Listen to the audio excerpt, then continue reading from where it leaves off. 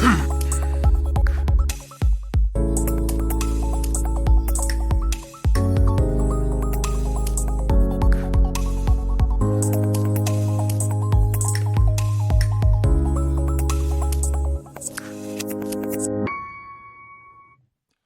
aboard, everybody. Holy crap, it's Friday. Welcome to the show. This is Back to the Window with Scott and Scott. I am your host, Scott Steehn, a lead handicapper at winnersandwhiners.com. And I'm your co-host, Scott Reichel, senior handicapper over winnersandwhiners.com. And together we do this each and every day, Monday through Friday, 3 p.m. Eastern, 2 p.m. Central. Thanks for stopping by and checking us out. Good to have you guys here. David Good in the hizzy. What up, David? How's the weather in Arizona? Hot enough for you? I don't even know what it is. I'm assuming it's 1,000,000 degrees out there. Happy Friday to you, Joan. Absolutely, TGIF. How'd your Thursday go, Scott? Hit another big parlay? Not quite. I had a couple of pretty large straight bets, though. I ended up losing with the Raptors. That was just funny. So sorry if you tailed me there. Pretty close. But pretty close. It was close for a half. But I ended up giving out the Mavericks a couple days ago, -1.5, and they won by 2. Now, I had a personal play on that at around +1.5, and that made me a decent amount of money. I wouldn't say fully loaded up on Dallas, but I was pretty heavily invested in Dallas. And on top of that, I had a draft play. I had the Jets to take a cornerback with their first pick at +285. They took Sauce Gardner, so that was a nice winner, too. Overall, had a very nice day. Very nice. Very nice. How was yours? It was okay. It was okay. Had a... My favorite play was the center to go under 28.5. You went to Baltimore, right? Yeah. Yep. What pick was he? Like 25 or something? Yeah, at worst. Lindenbaum, is that his name? Because I love that. It was under 29.5, and the first thing you had to know was 29 and 30 were going to be the Chiefs. So you're really getting it under 31.5. So I love that play. I think Creed Humphrey showed the need for a good center, and I loved him in the first round. I thought that was free money. I was surprised that Sauce went after Stingley. That all that heat on Stingley in the last minute seemed to be justified. Scott, did that surprise you, or did you believe the heat there about Stingley? I believe the steam, personally. The thing about steam is that it really depends on what team you're looking at. But when you need help at every position, like Houston does, and one guy is getting a lot of random heat right before the draft, right? I tend to believe it because they don't have a clear need because every position's a position of need. Yep. So it just comes down to which guy they like the most at that point. Now, I would have taken Gardner first. Yep. I think that Stingley is a very solid prospect. He just can't stay healthy. Right. And I have question marks about drafting guys that can't stay healthy, but I did a FanDuel draft predictor or whatever thing for the top 10 picks. I got the first 4 right.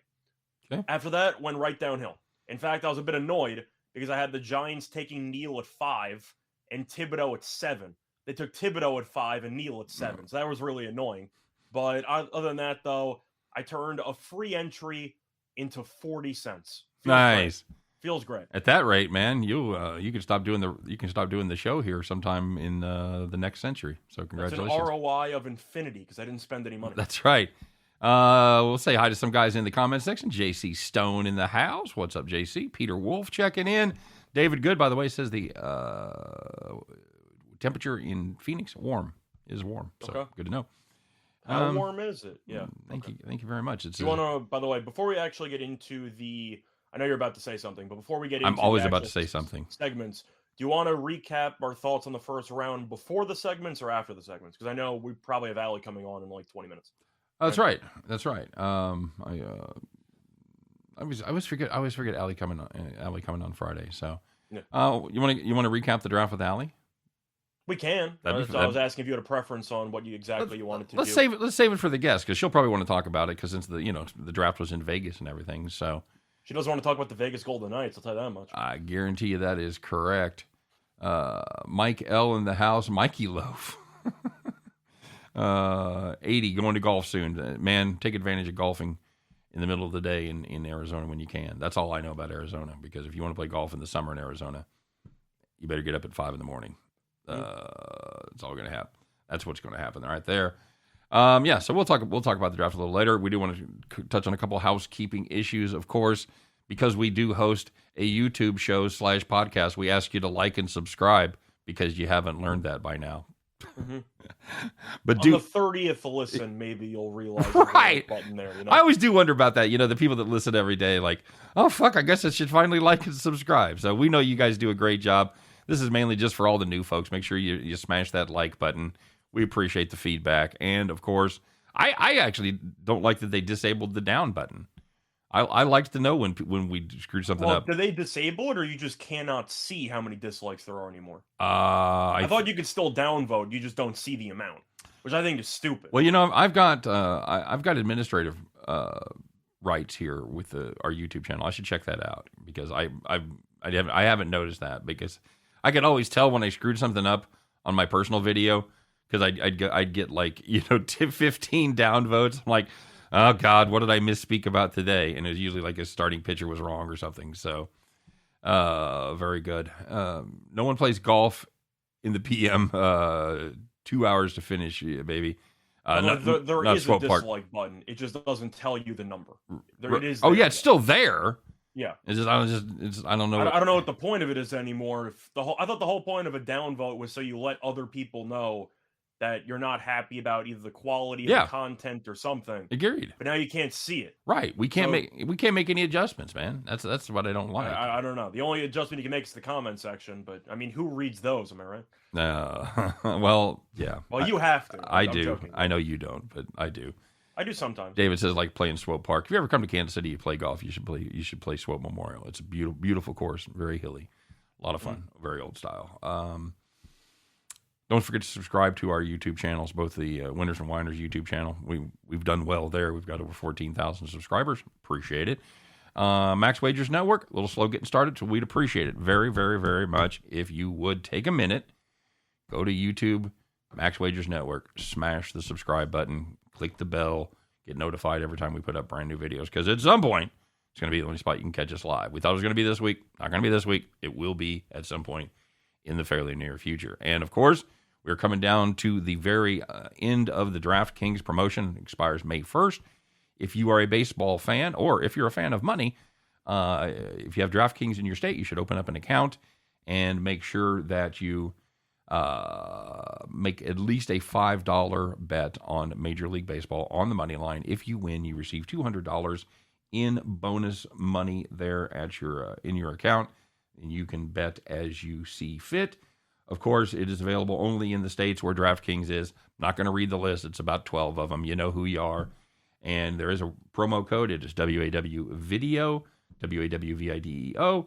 And the link is in the show description. Scott, I know we're working with Caesars here, at least through the end of the month. What do they got going on?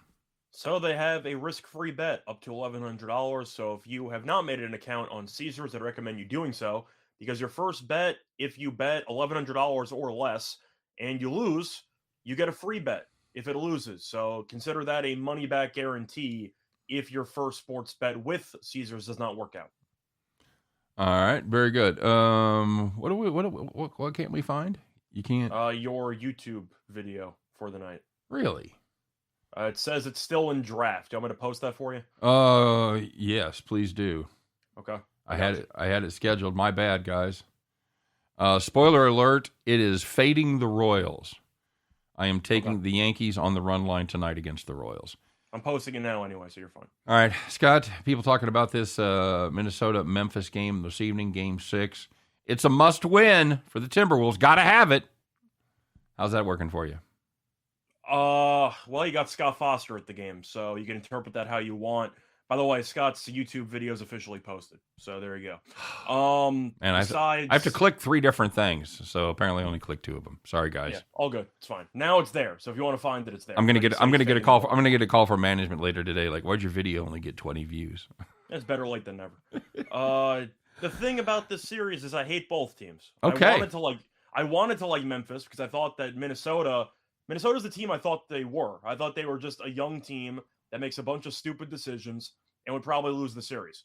And we're approaching that conclusion. The issue is, if you go by common sense, Minnesota should be up 4-1.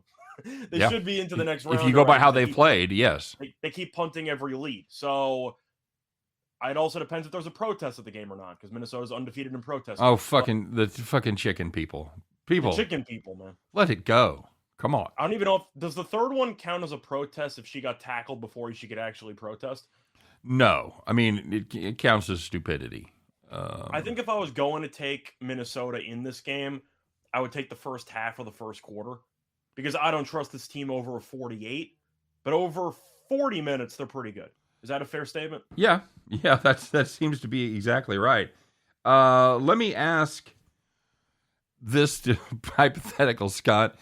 Would you run onto the court knowing you're going to be arrested for a game 7 of your favorite team to sit in the first or second row? Would you pay that price?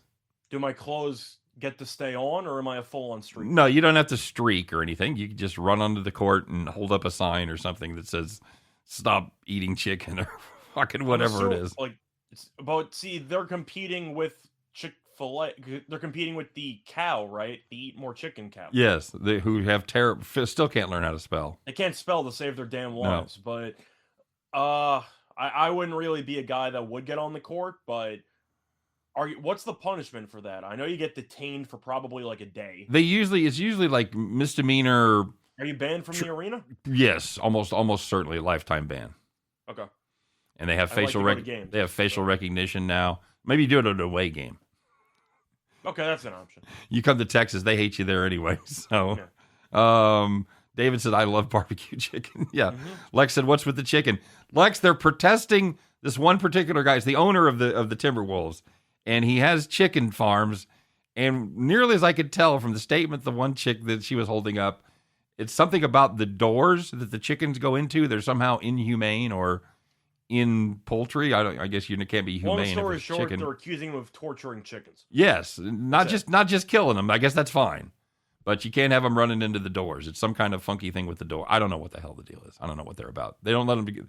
They don't give them much bandwidth, Scott. They don't really let them want to make a point. What just happened? Wants to know Bain over 21, Morant over 28. No and yes. I don't think they both get there. I think if I was going to take Bain, I wouldn't take the points. I would just take the 3-point shots because the majority of his points come from 3 anyway. So if you can get a 3-point number around 3.5, that's solid advice. Like that, I'd probably take that instead. Yep. Because I think we would agree that Bain should keyword, at least 8 threes, maybe more. He's been shooting it insanely well, but that's where most of his points come from. So you don't have to worry about free throws or anything like that because Bain's not a guy who gets to the line a lot. He does sometimes, but mostly threes. I would probably take that prop instead. As for Morant, he had a really good fourth quarter. I don't know if that's going to transition into Game 6, but do you think he turned a corner in the series, or do you think he just had a moment there? I'm hoping that he turned the corner, but I'm suspecting he just had a moment. How about that? Yeah. We'll see. I like Minnesota in this game tonight. I do. I think they finally learn how to finish. Hopefully from pain comes knowledge. Sometimes you got to go through some things to learn some things. So I'm hoping that pays off in the game here tonight. David wants to know if barbecuing chicken is torture. Not the way I do it. It's delicious. Mm-hmm. Free range chicken are given the life. One open door. Oh yeah, there's a lot of the bullshit like that. The free range and it used to be organic. They've gotten a little better, but a lot of that labeling shit, it's bullshit. So, according to JC Stone, chickens prefer to be waterboarded than barbecued. I believe that. I can see that. Yeah, but you can't trust the information you get out of them. Because they freak out, they lie. So, well, if you torture them enough, they'll tell you anything. That's right, but it's not necessarily true. Yeah. All right, buddy. Let's talk about what happened yesterday, shall we? And by the way, we tell you over there the Max Wagers Network. It's got a great lineup. Of course, it's noon with Sean Higgs. It's plus Money Honey, Allie Burns doing Morning Wood. It's Chris and I, and then it's me and Scott. It's Sean Miller, great soccer guy, by the way, having a great first week. Make sure you check him out right after our show. And then wrap it up with Game Time Decision with Detroit Lenny, Nick, and Tim, the Earl brothers. Steven Adams, he should protest his chicken shit play. Do you think he's on the court tonight? I highly. I hope that Steven Adams spends as much time on the court as the protesters do, which is none. I hope the thing is I hope that same security guard tackles his ass if he tries to come in after a timeout. The thing is that Adams is actually going to have a decent role in the next series against Golden State. As for Minnesota, though, he can't be on the court. But you can throw Steven Adams against Kevon Looney for 20 minutes, and you'll do pretty well. Right. Agreed. Padres money line versus the Pirates. Yes, we talked about that earlier. How about first quarter? I think we're going to get to that game in a little bit, too. Okay. Oh, absolutely true. First quarter, over 56 in the Grizzlies game. The first quarters have been pretty high scoring. Mm-hmm. So, for me, I'm going to lean to the over as well. We've seen the games end up well under the posted total, or at least partly under the posted total. That's mostly because of some slow second quarters and third quarters. Right. Some fourths in there. First quarter has been pretty high scoring, though. 56 does sound a bit low. What just happens is, how did the chicken thing get started? Because that's what the girls were protesting, that the one of them got tackled at the game, and then they did an earlier protest with the glue and the whatever. Was it where she glued herself to the floor, or tried to glue her hand to the floor? It was all about the chickens. That's how the chicken thing got started. Yeah, so she used crazy glue. Then the other woman used some handcuffs and hooked herself to the basketball hoop, which really was bad planning because now she has to buy another pair for the bedroom. So that's going to be a whole separate, can of worms. But yeah, there you go. But overall, whatever. Can you imagine meeting one of those girls at the bar and you take them home and all they want to talk about is like chicken? They just want to talk about the torture of the chickens. They just stay up at night like a poster of a chicken. Like chicken, a chicken, a little movie poster, and they're just bowing to the poster. Speaking of choking the chicken, I think that's what I'm going to do tonight. I'm leaving, so enjoy your barbecue chicken. Easy. I do like Brandon Clark over 14.5. He's been their second best player in the series. Of course, when it comes to overall impact, people will say Ja. I think Ja's had an awful series. He had a really good fourth quarter last game, a really nice dunk, and he got to the free throw line about 30 times in game one. But I think he's been pretty underwhelming, and defensively, Ja's been a mess. Bane's been their best player. Yeah. Bane has been insane from the three-point line, so he's been great. Clark, I think, should play more, especially with Jaren Jackson's foul issue. Torvik's mentioning double-double at plus 800 on Triple J. I don't mind it if he stays healthy and if he stays active and not on the bench because of fouls. But I don't mind the value there. Do I think he's going to get into foul trouble again? Yes. So I think Clark should play a lot, even if Jackson doesn't get into foul trouble, because Clark has been their best offensive rebounder in the entire series. All right, there you go. Hey, let's take care of business here before the chicks stop by, shall we? Let's talk about what happened yesterday. Talk about the good news, the bad news, the winners, the whiners, the people that took it in the shorts, and the people that took it to the bank. It's time to close out the week with the Friday edition of, what is it, Scott? You know what it is. It's time to call the cops.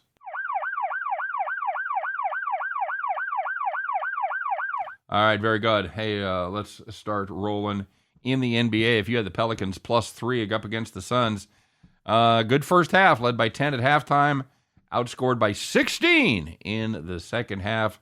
Sorry, Pelicans. So close, yet so far. They lose by 6. And looking at the Jazz +1.5 against the Mavericks, kind of a similar story. You had a home team with a double-digit lead in the first half. They led by 12 at halftime at home, outscored by 14 points in the second half. Had a wide-open 3 to win the game. Bojan missed it. They lost by 2. Clang! There you go. That was a hell of a play call out of the timeout, though. It was terrific. You can't get a better look than that. Got a beautiful look at it. And if you had the Pirates on the money line, what the fuck's the matter with you? Stop doing that. Against the Brewers, you were excited. You're getting a nice price. They led 2-0 heading into the 9th inning. All you got to do is find a closer. Can anybody close for the Pirates? They used Stratton. I didn't even realize he was the option to close on that team. Wasn't he a starter for a couple years? Monty Stratton? Chris Stratton, I think. Isn't it Chris? Yes. Monty Stratton shot himself with a shotgun. I know who that is. You know who Monty Stratton is? Do you really? I actually do, but wow. I thought Chris was the one. You're correct. I wasn't sure. Anyway, Milwaukee did what Milwaukee does. They scored 3 runs. That's about what they usually score in a game, and that's what they scored yesterday. They saved it till the 9th inning, though. Put up 3 in the top of the 9th. Pirates, can they mount a comeback in the bottom of the ninth? They cannot. They lose 3-2. Sorry, call the cops. Yeah, bad baseball teams continue to find ways to lose games. Yes, they do. That's what they do. Not just talking about the Royals either. Now, there were some nice, easy wins, and I got a feeling we're not going to like one side of this. I had to include. No, you have to. Absolutely. Absolutely. It's a rocking chair, and we had our feet and hands underneath the rocking chair, and every time they rocked, they got smashed. Let's find out who it was. Who had those nice, easy wins? Who was kicking back, not sweating a damn thing? It's Thursday night. Relax. Spend your time in the rocking chair. So the first one was in baseball. If you had the under 8 between the Red Sox and the Blue Jays, you had 1 run in the 3rd inning, and that was it. The game ended 1-0. Congratulations. If you had the 76ers team total under 105.5, what the fuck were you thinking? See, it was weird because it was like I had a sense there, like a spidey sense, where I asked you right before I gave it, do you want to flip it at the last second? We trusted our research. We shouldn't have. Yep. Utah team total under cashed easily. The other one did not. Did not. If you had the over 105.5 with the 76ers, they scored 62 points in the first half, and we're sitting thinking, man, we're really going to need a miracle in the second half. We did not get one as they scored 70 in the second half. I'm guessing Nick Nurse came in the locker room and said, whatever you guys are doing defensively, just fucking keep doing it. Yeah. They ended up with 132. That may be the worst beat we've ever had on a Bet the Farm play. Yeah, it wasn't good. No, it was the last one. Burn the hats. Yeah, it wasn't good. If you had the under 210.5 between the Mavericks and the Jazz, neither team reached 100 points, and the game landed 194. There you go, buddy. Let's talk about this because this is such a great performance, and we haven't done one in a while. We haven't got to hear our favorite sound effect. Let's find out who it is, Scott. There was one yesterday that definitely stood out head and shoulders. Top 5 point guard. He's a top 5 point guard. Goddamn. So you need to be kicked off of Twitter for Jesus Christ. Bob Cousy my ass. That's all I'm saying. He's on the logo. You can't. Who? Bob Cousy. No, he's not. The hell he's not. That's Bob Cousy, the NBA logo. That's Jerry West. No, it's not. It's Bob Cousy. I'm pretty sure it's Jerry West. All right, here we go. Let's find out who it was last night. CP3, gambling hero of the day.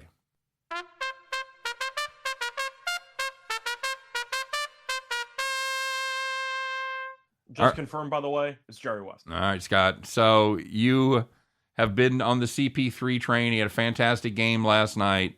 If you don't follow Scott on Twitter, God bless you. If you do, you already know this. How did he do last night, Scott? It seemed like he had a pretty good game. He did. In Chris Paul's 7th legacy game, which is more than anybody else in the history of basketball, because every important game feels like a legacy game for Chris Paul for some reason. He went 14 for 14 from the floor. And he went 4 for 4 from the foul line. He didn't miss a shot. He had 33 points, and he led the Suns to a 6-point win, which is significant because the Suns were 3-point road favorites. Even made a 3-pointer. That's how you know he was hot. He went under 1.5, though. Yes, so he did. Cashed, but top 5 point guard, easily. It's not even a discussion. He's easily a top 5 point guard of all time. You know what? I'm still not going to just roll over and let you have that one. But like many of your lists, they are affected by recency bias and who you've seen play. So I don't know if Chris Paul's recency bias, just the level of consistency over a long period of time. He checks every box. Okay. All right. You don't think the longevity plays a factor? He's been phenomenal for what, like 7? People talk about LeBron He's 17. been very good. He hasn't been phenomenal. He's never been phenomenal. That's the problem. You can make an argument he was the best point guard in the league for like a 5-period stretch in the, I'd say, mid to late 2000s. Those New Orleans teams, you can make an argument, a serious argument, that he was the best point guard in the league. I know. We're not gonna solve this now. So I'm just going to we'll move on. Damian, I watch both. I watch Chris Paul and I watch Jason Kidd. I'm a big Jason Kidd guy, but I'm going Chris Paul because Jason Kidd offensively wasn't exactly a consistent scorer per se. He was the master of the 11 point, 10 rebound, 10 assist triple-double. Chris Paul's a guy who can actually give you 20 or 30 on any night you really need him to. I'll go Chris Paul for the scoring upset. Okay. And I will bow.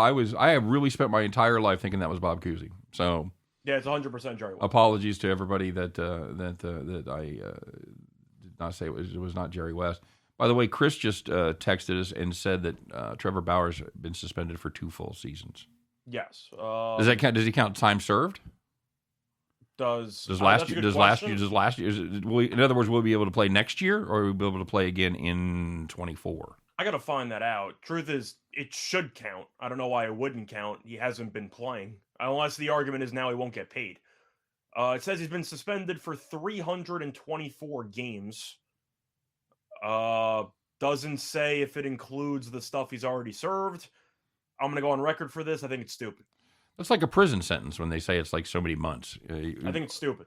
You think? I don't really get it. What do you? He was found. So just to make sure, there were no legal charges brought against him, right? That is correct. The so you grand jury failed to indict. 2 years when he's facing no legal repercussions. This is the Ezekiel Elliott suspension all over again. He was rumored to have this domestic violence issue. Nothing ever came of it, and he was suspended 6 games. You're suspending him for 2 full seasons when there's no legal punishment for the guy and what he did? I'm going to guess 2 years. I'm going to guess if they were able to suspend him for 2 years, there was a few more things than a rumor. I'm just saying, even if it was a few more things than a rumor, you're going to punish him harder than the legal system? That doesn't make any damn sense. I know. I get if you want to suspend him briefly. 2 years. You suspend him longer than the average steroid user? I want to. Well, I mean, we saw that with when what's his name was suspended for weed. You saw the disparity in the quote unquote sentencing versus the suspensions for who was the NFL who just got tripped up by Williams? that. What's that? No, this year. Oh, this year. I know Ricky Williams was the original pothead guy. I think he has his own strain now. By the way, that wouldn't surprise me. I really think he does. But it's the Ricky Icky. I'm with Magellan on this one. Based on text messages that were made public, it seems like she wanted it a certain degree of roughness. Is it just the one time, or is there others that have come to the foreground? That's what I want to know. I thought it was one woman. I mean, it seems like if it was just the one woman, that he's got a pretty good case. I think he's got a good case against the one woman. So as far as I know, that was the only person that was actually involved in suing Bauer. 2 years. Yeah. By the way, Damon says Josh Gordon. I really thought that's a good guess. I really thought it was this year. I thought somebody had a problem this year. I really thought there'd be either a baseball player or a football player. No, overall, I'm not saying that Bauer's totally innocent. I don't know all the details behind it. But 2 years is absurd. I'm not going to come in with a hot take till I know more details. So I'm just saying, from what I've gathered so far, 2 years is ridiculous. Okay. You string him along for an entire year, and now you also suspend him 2 years? That doesn't make any sense. Okay. Eric Nesbitt brings up an excellent topic. Said games 2, 3, and 4 are all about chess moves and adjustments. Game 5 and beyond are normally when the talent edge takes over. And in this matchup, the Grizzlies own the advantage. Yeah, it's a shame the Nets didn't get to Game 5 because the talent takes over after games 1 through 4. So that's when the Nets were really going to shine. But yeah, it wouldn't surprise me if Memphis wins. Now, I thought Minnesota was dead to rights after they blew that massive 20-point lead. Just because mentally a young team I thought would fold. Right. And they responded well. Yep. But then they did the exact same thing again. Yep. Not to the same degree, but I mean, you're up double digits with about 7 minutes to go. You should win that game. Do you think that Minnesota brings it back, or do you think they just roll over again late in the game? I think they have learned.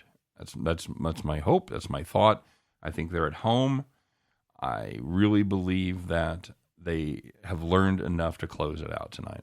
For me, I'm looking at Minnesota first half or first quarter. Probably the safer play. We've seen them get off to hot starts. Mm-hmm. The issue is sustaining that level of production and not fully imploding in the fourth quarter. I'm going to skip the fourth quarter. Just give me a fast start by the Timberwolves, which they've shown they're capable of doing. Magellan Sports says Union Berlin live is a really solid bet. Probably the best bet of the day. I didn't know Berlin had a union. There you go. Yeah. The things you learn, huh? First quarter says cashed every time. I follow a little bit of the Bundesliga, but Bayern wins every year. So it's kind of just like who's coming. It's like the Larry Bird who's coming in second place, but it's been the same case for a decade. Bayern's won the domestic league each of the last 10 years. So you start wondering why the other clubs are trying, you know? Right. Bronco Devil says it's so hard to beat a team 3 times, let alone 4. Mm-hmm. Fuck off. That's in a row, I thought. Fuck I thought that's in a row. Yeah. Somebody asked about your feelings as a Jets fan about their draft yesterday. Oh, we're going to save that, I think, for when Emily comes on. But is she coming? I don't know. Is it? I sent her the link and everything. Truth is, it's a pretty light sports day anyway. We have one NBA game. Whoop-de-doo. Got any hockey you like? Chris and I talked about hockey. I gave out a play today on hockey. Okay. I actually texted you about it because I assumed you were sleeping at like 3 a.m. I was, yeah. So I got the Bruins. I got them at plus 105. They're now around minus 125, minus 130. Ooh. Whoever posted the line should be fired. It was one of the dumbest lines I've ever seen. Toronto is resting their best couple of guys, and Boston's playing for something. And the Bruins were underdogs. Doesn't make any damn sense. I'm going to show off my new pronunciation. Andrew Kalage. Is that closer, Andrew, by the way? It brings up a great point. It says no Middleton is going to hurt against Boston. Yeah, I think Boston's going to win the series 6 or 7. Now, Giannis is Giannis. I'm expecting a couple of really ugly games because both teams defensively are really good. Milwaukee also went nuts from 3 against Chicago because Chicago just can't guard really anybody. Truth is, Milwaukee, the first 2 games kind of concerned me, and I'm not sure if they were going to overlook Chicago early on or if maybe they needed a little bit of a wake-up call, and they had it. I think Boston's going to win the Eastern Conference. So I'm going with the Celtics. Even as a Nets fan, I'm not going to place all of the blame on Brooklyn. That Boston defense for those 4 games was some of the best overall defense I've seen in several years. So I think Boston has a gear defensively, and Robert Williams barely even played, and he's one of their best defensive players. So if you bring him back, I think Boston should do a better job of stopping Milwaukee's offense than Milwaukee's defense will do against Boston's offense. So for me, I'll take Boston in a competitive 6 or 7 game series. Okay. You? Yeah. No Middleton's brutal. It really is, and it's going to make a hell of a difference. If that Boston team brings the same amount of defense, I just don't see how the Bucks can get past them. I'm probably going to be on the under there quite a bit as well. I didn't know Tatum could guard like that until I saw him against Durant. That was insane. Bronco Devil singing the blues about he lost his parlay to the Royals because the Royals whooped up on the White Sox. Sorry, buddy. You can't slow down Kyle Isbell. Yeah, undefined. I'm going to push back a little bit. It's one thing if you don't want to say he's top 5. Does that mean it's Barkley's fault that he never won a title? It's a team sport. Plus, with all the injuries and stuff that Chris Paul has dealt with, is that his fault? I don't know. At some point, don't good players take a role and lead their teams to championships? You can make an argument with that, but he also went up against one of the best dynasties of all time in the Warriors from the 2000 teens.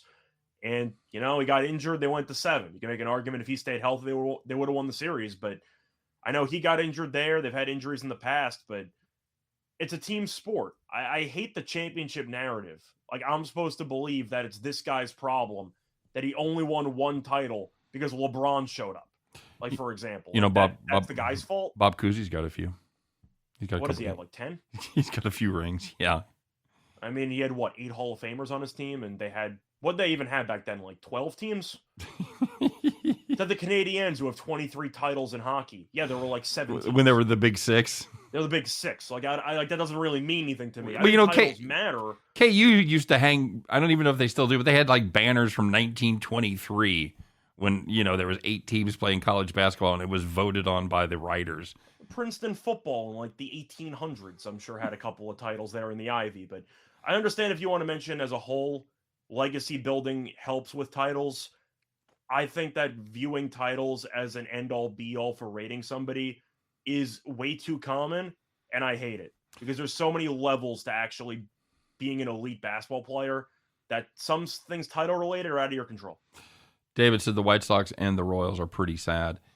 The White Sox are sadder, because the Royals, we thought, would have some fun. finish above 500 barely. Maybe get close. The White Sox, I like their team total under is my favorite, or win total under is my favorite play in the AL Central. But when you're projected to win the division and you're struggling this bad out of the gate, I said La Russa might get fired by the All-Star break. If they continue playing like this, he might not even make it to June. I still think they have a little more respect for him. I said might. Especially if they can point to injuries as being a culprit in their slide. So would this be the time to load up on the Twins? Twins to win the Central? Or is the value gone? I don't know if there's ever any value in Minnesota because you just assume Buxton's going to get hurt again. Buxton, when healthy. But who's going to overtake him? Royals are in second place right now, buddy. Good for them. Well, that's what I'm saying. No, they're terrible, and they're in second place. Who's going to overtake the Twins? It would be Minnesota or nobody.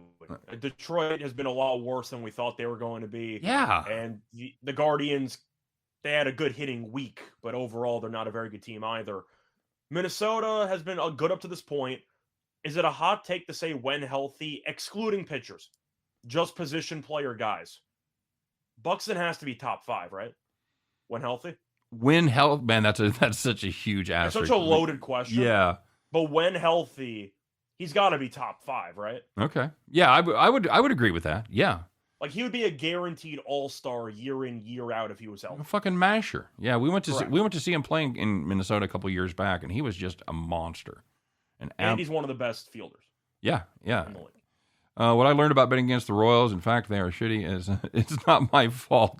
That's right, man. People. Do you have a problem betting against your favorite teams? No. I do it all the time. I do it as well. I should have done it at the Nets game. That was my mistake. Well, I agreed. That was so obvious. I just ended up sitting there trying to be a good fan for once, and I was let down twice as hard. It was a damn shame. Calvin says, Nasty Nestor is coming to snatch the souls of KC tonight.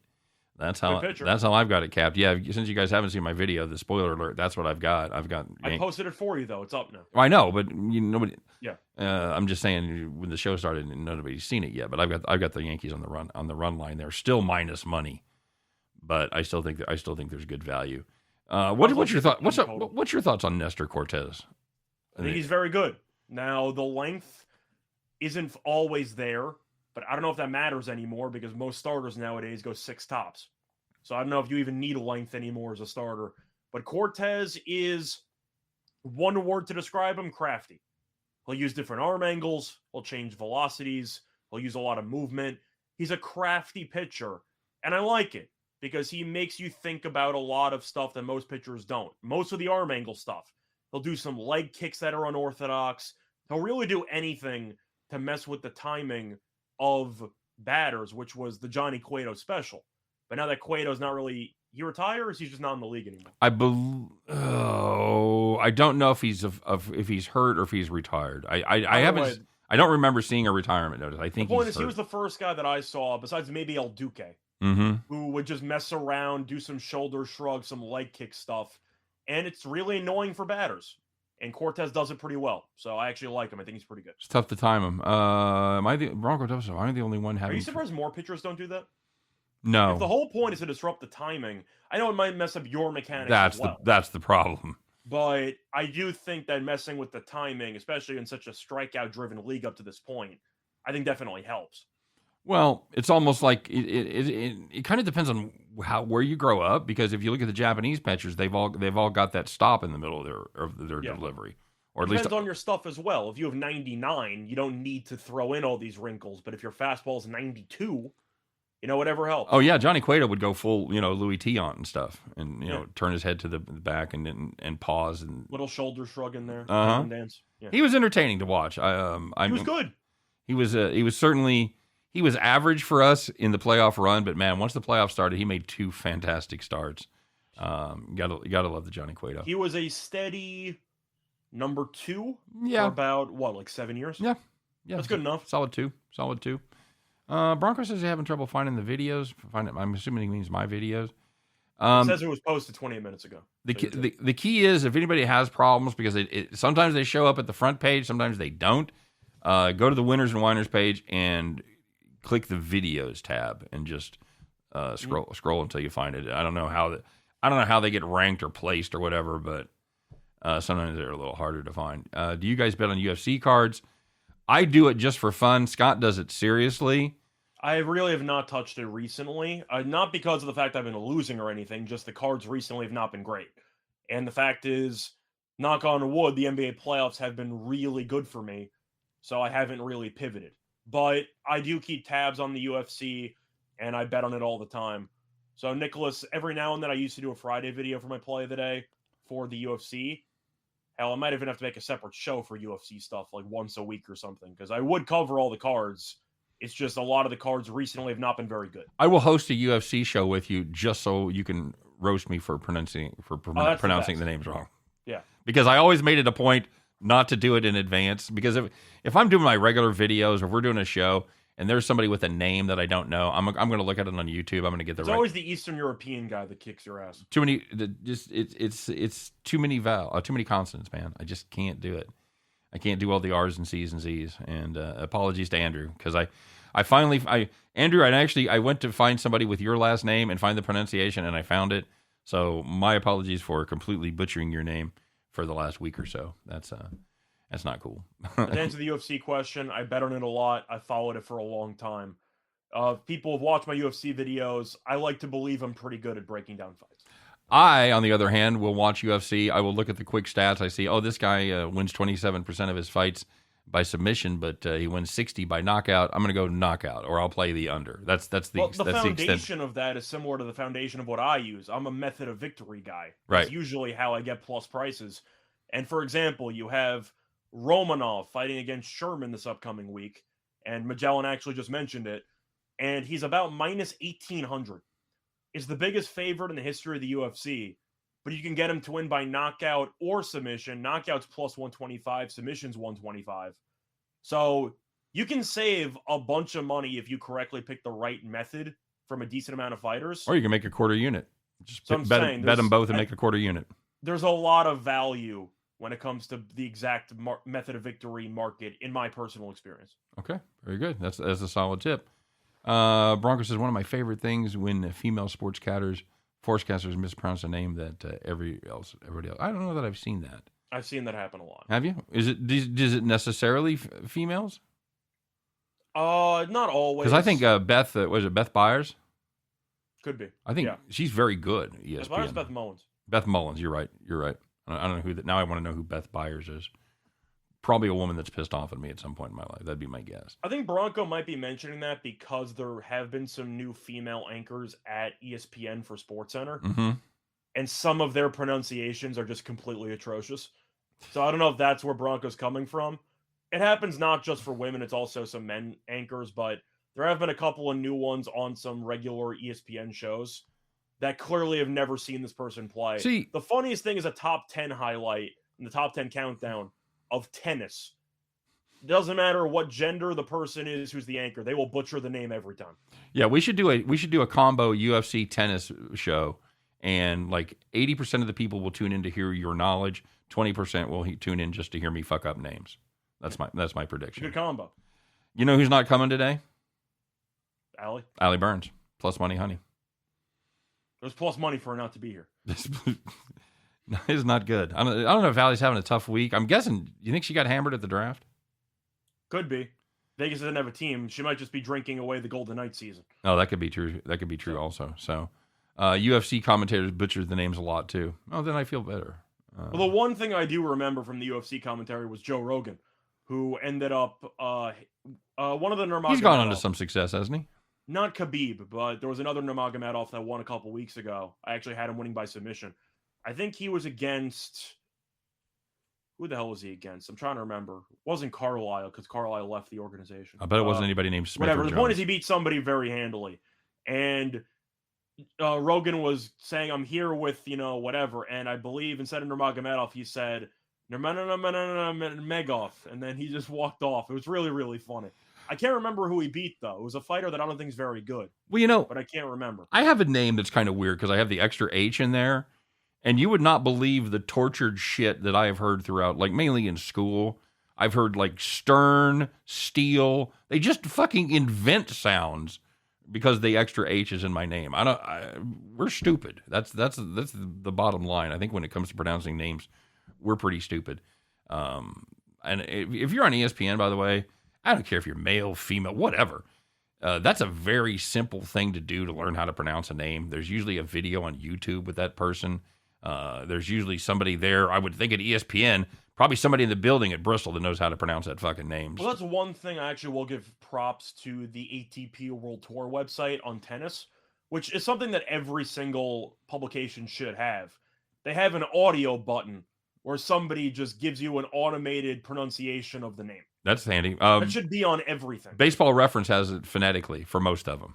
It's saying either phonetically spell it out, or you just have an audio button and somebody just says Makachev or something like UFC related or whatever. That would be so helpful. Yep, very good. All right, my friend. Well, let's get to it. We took a bit of a beat yesterday. I had a last-second moment of clarity, but we decided to stay the course. Missed it by that much. Yeah. So let's get ready. Let's do it, man. It is Friday. It is time to put a stick in it. Put a stick in it? What the fuck? Put a pin in it. Whatever. Hey, for those of you that catch our NASCAR show, it's going to be pre-recorded because Sean Miller is now doing his soccer show. So it'll be up late tonight, early tomorrow morning. If you're fans of our NASCAR show, we'll be weighing in with our NASCAR opinions, of which will mean absolutely nothing because this is probably the most important race that is dependent on qualifying, and we're going to be doing our video before qualifying. So take everything we say with a grain of salt. Make sure you watch qualifying. Don't make a bet before qualifying. That's what I'm going to say. All right, so let's get ready, Scott. Let's fire it up. It's Friday. It's time. Put on your good, fancy overalls, the one you've been saving all week long. Put on your straw hat. Climb aboard your John Deere. Get your keys out. Rub that lucky keychain. And get ready to bet the farm.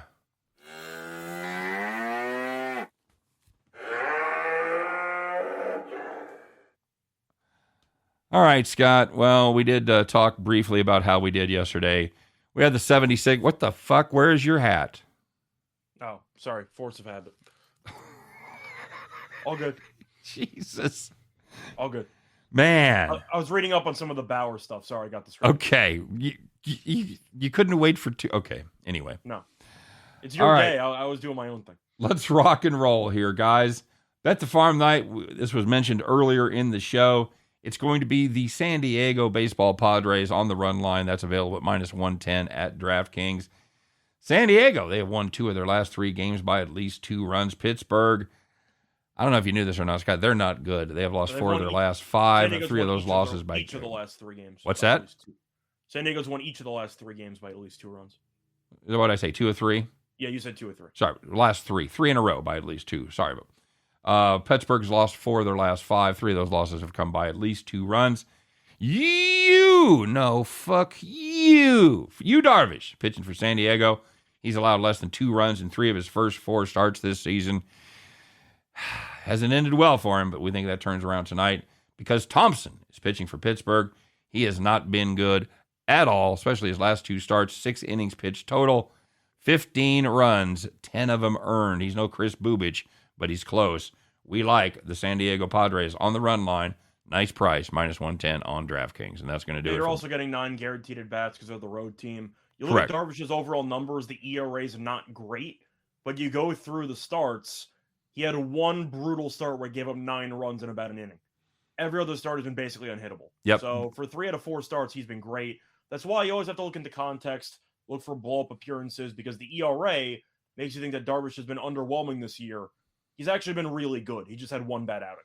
Yep, especially early in the season when you see an inflated number like that, you do have to look at the granular level and see what his individual starts look like. And for us, the overwhelming feedback has been positive on Darvish, and that's what we're going to bank on tonight. And I think the fact that they're playing a terrible team in the Pittsburgh Pirates is going to help as well. So that's going to do it. Pittsburgh props. At least they're not the Reds. That's right. That's you're not the worst team in the Central. So we'll see what happens there. That's going to do it for the farm. That's going to do it for the show. As always, we appreciate you guys stopping by, not just today, but every day this week, every day since we've been doing it. We got a lot of regulars out there. We love talking to you guys, love doing the comment section thing. So keep it coming. Tell your friends, share us on social media, like, subscribe. Rate, review if you listen to us in podcast form, all that shit. I think that covers it. You guys have a great day. Have a great weekend. Good luck on all your plays. Don't forget to check out our NASCAR show a little bit later tonight. And we'll be back and do this all again Monday. As Scott and I, once again, 3 p.m. Eastern, 2 p.m. Central, will be there to help guide you guys in that never-ending journey to head back to the window. Take care, everybody. We'll see you then.